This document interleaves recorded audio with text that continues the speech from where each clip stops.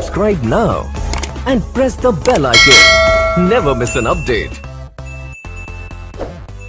With Apple's next generation AirPods 3 expected to be introduced this fall, you're probably wondering what new features will be included, which is what I'll explain right now.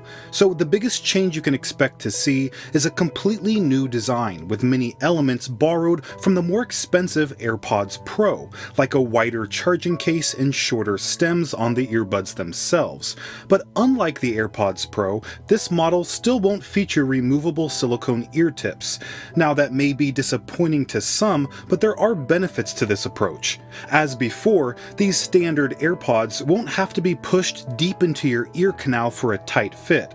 Instead, they'll sit on the outside of your ear, which may be more comfortable for many users. This design choice also means a smaller charging case, since it doesn't have to accommodate the headphone plus its ear tips like with the AirPods Pro. There's also going to be a new wireless chip included with AirPods, which should increase battery life and allow audio components to be integrated, allowing for a more compact design.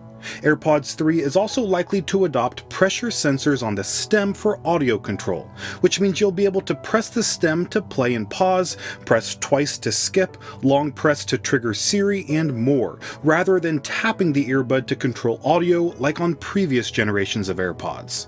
The new model will be available in white with no color options, but the good news is its price is likely to remain the same, $160 for the standard charging case and $200 for a wireless charging case.